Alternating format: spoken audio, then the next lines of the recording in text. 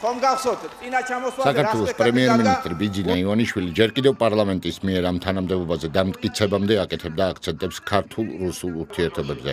დიდში დაწყებული მცოცავი ოკუპაციის შემდეგ ბიძინა ივანიშვილის პათოსი მნიშვნელოვანწილად შეიცვალა, თუმცა ქართულ პოლიტიკაში გამოჩენის დღიდან დღემდე პრემიერ-მინისტრის კომენტარები რუსულ-ქართული ურთიერთობის თემაზე ძირითადად ოპტიმისტური ან საქართველოს წინა ხელისუფლების კრიტიკისკენ მიმართული იყო.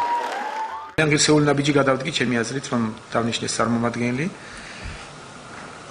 ველოდები, მე მგონი რომ რუსეთი ცოტა უფრო გვიან, უფრო კარგად კიდევ გაანალიზებს და ის პასუხი რაც იყო რომ უფრო კონკრეტული ნაბიჯები ჩვენგან წარმოუდგენელია პრინციპში რა შეიძლება გავაკეთო და ველოდები რომ იქნებ რაღაც გადაწყვეტილება შეიცვალოს და რაღაც ნაბიჯები გადაედგეს რუსეთის მხრიდანაც. მე დიდი იმედი მაქვს რომ ეს პროცესები გაგრძელდება და ჩვენ მოახერხებთ რუსეთთან ურთიერთობების დალაგებას. რა თქმა უნდა, დალაგებებში გულისხმობა რომ ჩვენ აღვადგინებთ ტერიტორიულ მთლიანობას და ყველა იმას, რაც კანონით ეკუთვნის საქართველოს.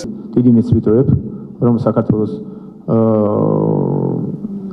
წარმოებული პროდუქცია შეუფერხებლად მიაღწევს რუსულ ბაზრამდე.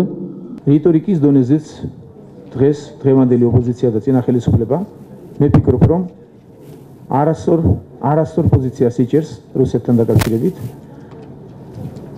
ჩვენ შეგვიძლია ეს ცდელობა დავატაროთ და ვეცადოთ, მაგრამ მე ვფიქრობ, რომ ზედაპირზევე ჩანს, რომ ჩვენ ვერ მოვილაპარაკებთ ელემენტარულ საკითხებშიც კი, რამე თუ რიტორიკაშიც ვერ ვთანხმდებით ჩვენ დღეს და შეგიძლიათ ნახოთ ნებისმიერი ჩვენი ინიციატივა თუ გამონათქვამი რუსეთთან დაკავშირებით, როგორი აგრესიით არის წარმოდგენილი დღევანდელი ოპოზიციის მხრიდან.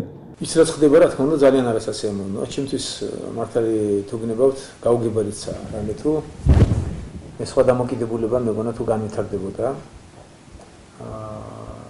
ახალ ხელისუფლებასა და რუსეთს შორის, ვცდილობდით მაქსიმალურად არ ვაკლებდით ცდილობებს, რომ დაგვეწო სიტუაციის დალაგება.